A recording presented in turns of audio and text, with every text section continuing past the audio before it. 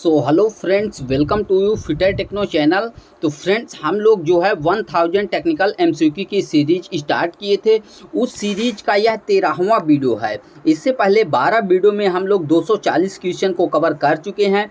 आज की वीडियो में 240 क्वेश्चन से आगे के क्वेश्चन को देखेंगे। तो चलिए स्टार्ट करते हैं। लेकिन उससे पहले आप लोगों को बता दें कि यदि आप इस पीडीएफ को बाय करना चाहते हैं, डाउनलोड करना चाहते हैं, पीडीएफ चाहते हैं, तो आप लोगों को नीचे डिस्क्रिप्शन बॉक्स में नंबर हमारा मिल जाएगा, व्हाट्सएप नंबर, या फिर यहाँ पर स्क्रीन पर ही आपको ये नंबर दिखाई दे रहा होगा। इस नंबर पर यदि आप व्हाट्सएप मैसेज करते हैं और वहाँ पर 200 पे करते हैं तो आपको ये पीडीएफ जो है व्हाट्सएप में ही मिल जाएगा। तो चलिए आज की वीडियो को स्टार्ट करते हैं।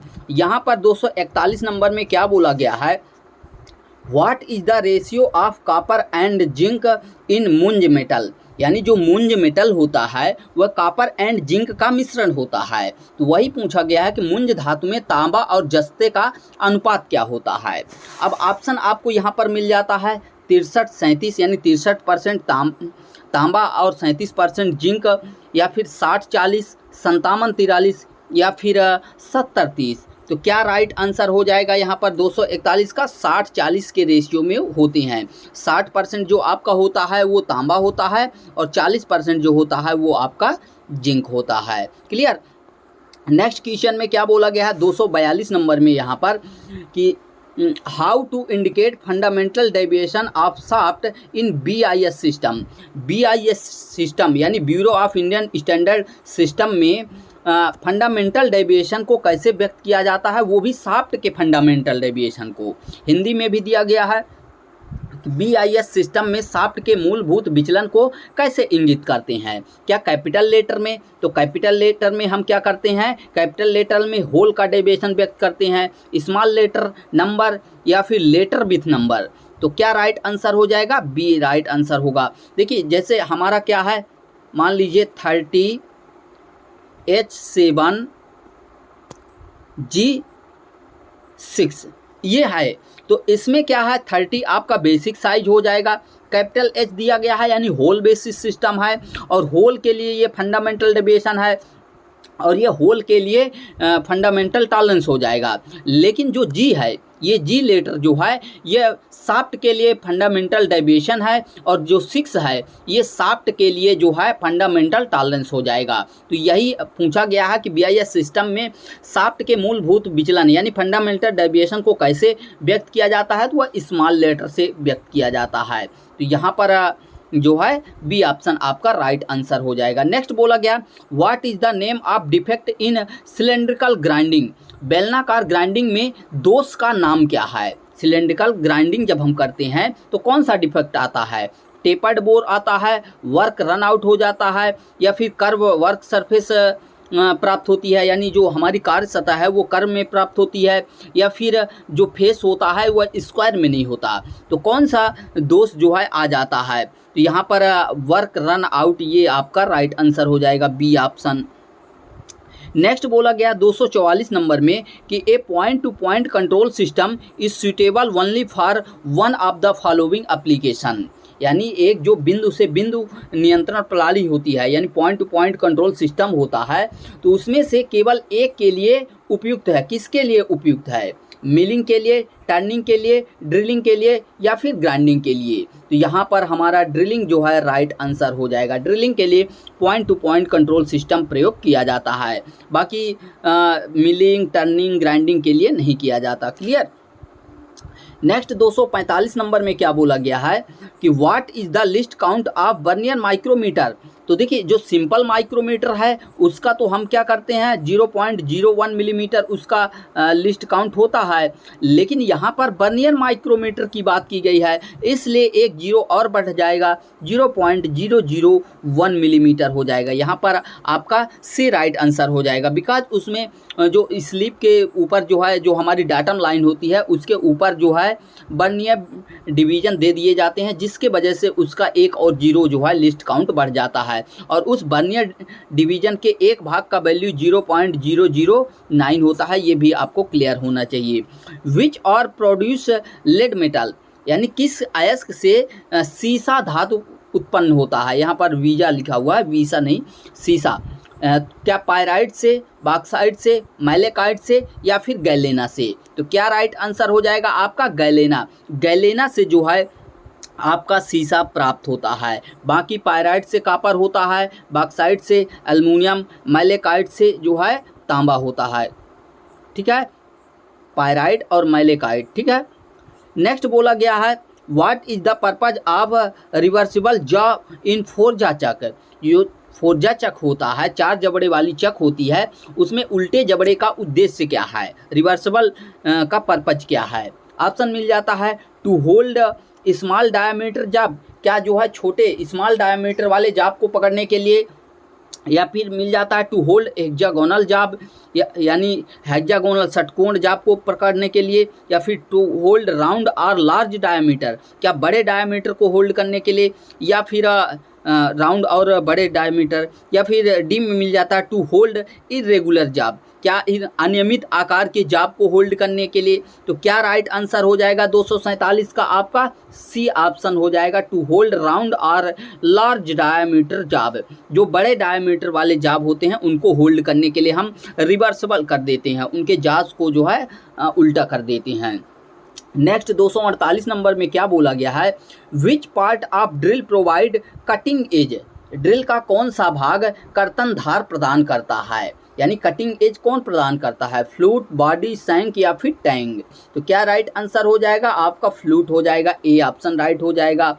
नेक्स्ट यहाँ पर 249 नंबर में क्या बोला गया है? If the cutting speed of a drill bit is 19.8 metre per minute, find the RPM of spindle if diameter of drill is 10.5 millimetre. तो देखिए इसका फार्मूला होता है कटिंग स्पीड बराबर पाई डी एन बटा 1000 होता है, ये आपका फार्मूला होता है। तो कटिंग स्पीड तो आपको फाइंड आउट नहीं करना है, आपको फाइंड आउट करना है यहाँ पर आरपीएम।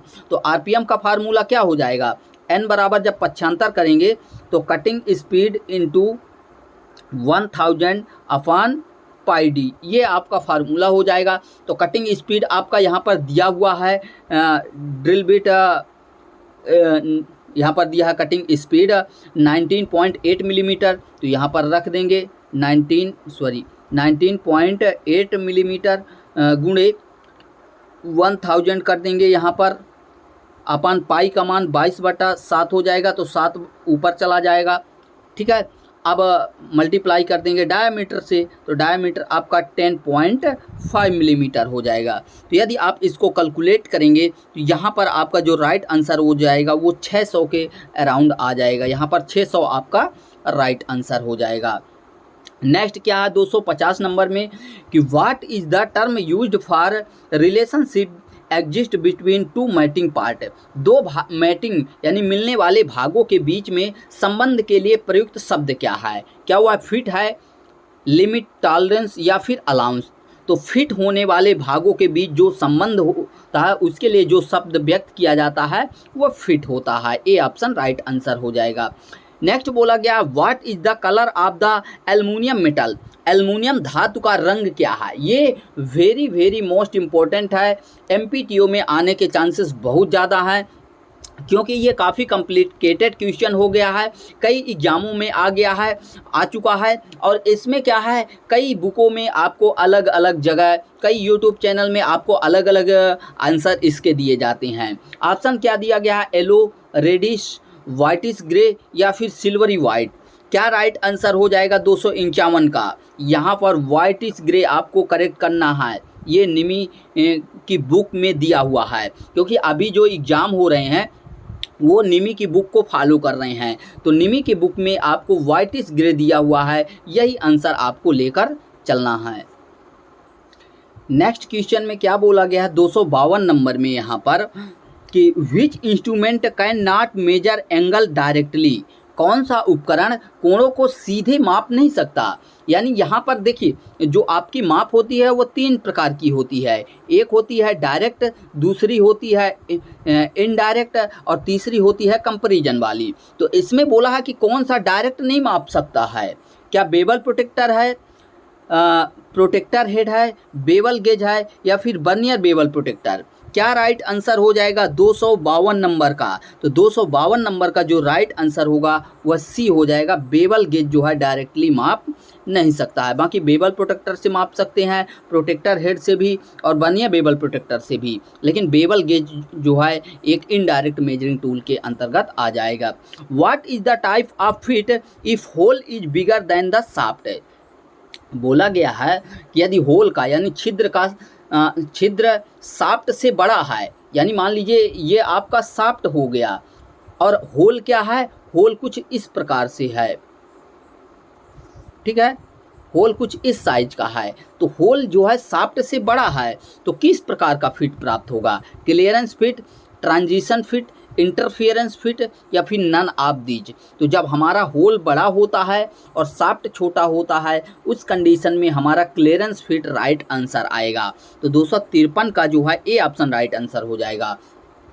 बाकी इंटरफियरेंस फिट में क्या होता है, इंटरफियरेंस में हमारा शाफ्ट बड़ा होता है और होल छोटा होता है, ठीक है, होल छोटा होता है, सॉरी हाँ, होल छोटा होता है और शाफ्ट बड़ा होता है, उस कंडीशन में इंटरफियरेंस फिट होगा। लेकिन ट्रांजिशन फिट में कभी क्लियरेंस फिट प्राप्त होगा तो कभी इंटरफियरेंस, यानी कभी शाफ्ट बड़ा हो रहा है तो कभी होल बड़ा हो रहा है, तो उस कंडीशन में ट्रांजिशन फिट होता है। तो ये तीनों आपको क्लियर होना चाहिए, बहुत इंपॉर्टेंट है। लिमिट फिट टॉलरेंस चैप्टर आपके लिए बहुत इंपॉर्टेंट है, लाइक MPTO के लिए, क्योंकि यहाँ पर आपको 8 से 9 क्वेश्चन लिमिट फिट टॉलरेंस से देखने को मिल जाएंगे। तो ये चैप्टर बहुत इंपॉर्टेंट है। आप लोग कहेंगे तो हम चैप्टर वाइज जो है आप लोगों के लिए MCQ लाएंगे, जो कि हिंदी और इंग्लिश दोनों लैंग्वेज में रहेगा। कैसा आप लोगों का राय है कमेंट बॉक्स में करके बताइए कि चाहिए चैप्टर वाइज क्वेश्चन या नहीं चाहिए। Lathe mandrel can be termed as, lathe mandrel को कहा जाता है, क्या कहा जाता है, जिग, फिक्सचर, गेज या फिर टेम्पलेट। तो जो हमारा लेथ माइनरल होता है वह एक प्रकार का क्या होता है, फिक्सचर होता है। बी ऑप्शन राइट आंसर हो जाएगा। नेक्स्ट यहाँ पर 255 नंबर में बोला गया है, what is the term of the algebraic difference between a size to its corresponding basic size. आकार के बीजगणितीय अंतर को उसके संबंधित मूल आकार में क्या कहा जाता है। आया समझ में, नहीं आया, एक बार फिर से देख लेते हैं। इंग्लिश वर्जन, जब भी आप एग्जाम में जो है क्वेश्चन सॉल्व कर रहे हैं या फिर अपने से कोई मॉक टेस्ट दे रहे हैं, उस कंडीशन में आपको इंग्लिश जरूर पढ़ना है। क्या बोला गया, what is the term of the algebraic difference between a size to its corresponding basic size. Basic size के संबंध में अलजेब्रिक डिफरेंस जो होगा किसी साइज का वो क्या कहलाएगा, deviation, upper deviation. Upper deviation होता तो अपर लिमिट देता, ठीक है, लोअर डेविएशन होता तो लोअर डेविएशन होता, मतलब लोअर लिमिट देता, और एक्चुअल डेविएशन होता तो एक्चुअल साइज देता, ठीक है।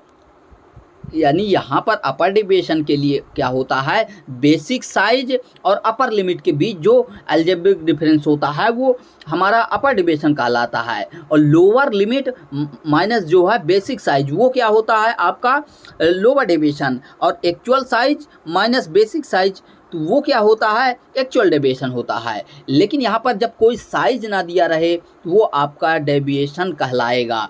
ए ऑप्शन 255 का राइट आंसर हो जाएगा। नेक्स्ट 256 में बोला गया है, what is the purpose of drill bushes provided in the drill jig. Drill jig में ड्रिल बुश प्रदान करने का उद्देश्य क्या है। ऑप्शन मिल जाता है, ए ऑप्शन है ये, to support base plate, to support drill plate, to locate and guide cutting tool, या फिर रेस्ट्रिक्ट द मूवमेंट ऑफ जाब, जाब के मूवमेंट को रोकने के लिए। तो ड्रिल जिग में जो ड्रिल बुश प्रोवाइड कराए जाते हैं वो किसके लिए होते हैं, वो होते हैं to locate and guide the cutting tool. ये सी ऑप्शन आपका राइट आंसर हो जाएगा। नेक्स्ट क्या बोला गया है 257 नंबर में यहाँ कि what is the purpose of the square portion provided on the shank of the reamer. Reamer के टांग पर दिए गए वर्गाकार भाग का क्या प्रयोजन है। जो वर्गाकार भाग दिया जाता है, यानी वहाँ पर बोला गया है शैंक में जो वर्गाकार शेप दिया जाता है उसका प्रयोग क्या है, टू होल्ड इन स्पैनर, क्या स्पैनर में होल्ड करने के लिए, या फिर ड्रिल चक में होल्ड करने के लिए, या टैप रिंच में, या फिर होल्ड बाय थ्रीजा चक, क्या थ्रीजा चक में होल्ड करने के लिए? क्या राइट आंसर हो जाएगा 257 का C option, hold in tap wrench में होल्ड करने के लिए।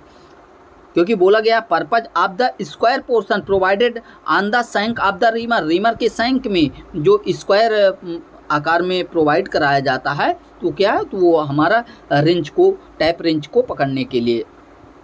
नेक्स्ट बोला गया है why rake angle is provided in single point cutting tool. Single point cutting tool में रैक कोण क्यों दिया जाता है? रैक कोण देने का उद्देश्य क्या होता है?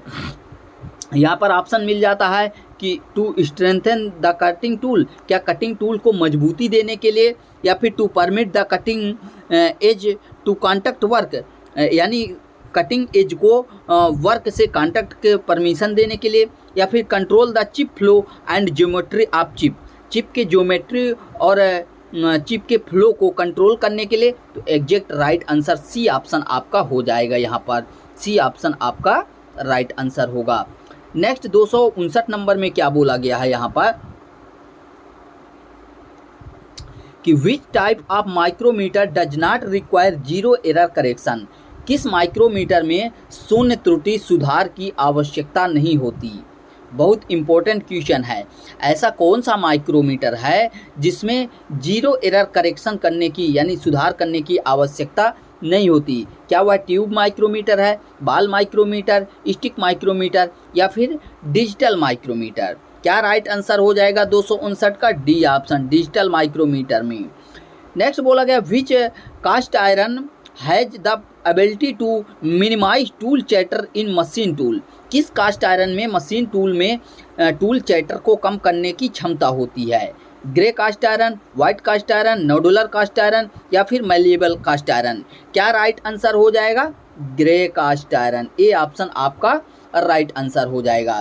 तो यहाँ पर हम लोगों ने जो है टोटल 20 क्वेश्चन को इस क्लास में भी कवर कर लिया, और ये वीडियो जो है आपको आज ही मिल गया, यानी आज एक वीडियो पहले मिल चुका है। तो यहाँ पर 2 वीडियो आपको प्रोवाइड करा दिए हैं ताकि आपके MPITI ट्रेनिंग ऑफिसर के एग्ज़ाम होने से पहले हमारा 1000 क्वेश्चन कंप्लीट हो जाए, ये सीरीज कंप्लीट हो जाए। तो हमारा टारगेट है कि 20 से 22 अगस्त सितंबर के बीच जो है इसको हम कवर कर देंगे। तो यहाँ पर अभी आपका आज 1 सितंबर है, तो 20 से 22 सितंबर तक में जो है ये आपका टोटल 1000 क्वेश्चन कवर हो जाएगा, और आपका जो एग्ज़ाम होना है वह 30 सितंबर से होना है। इसलिए उस एग्ज़ाम को देखते हुए पहले ही इसको कवर करना है। तो अब डेली आपको 2 वीडियो मिलेंगे, जैसा कि आज ये आपको वीडियो मिल रहा है, ये दूसरा वीडियो है। इससे पहले एक वीडियो मॉर्निंग में आपको मिल चुका है। तो मिलते हैं नेक्स्ट वीडियो में। Thanks for watching and bye bye.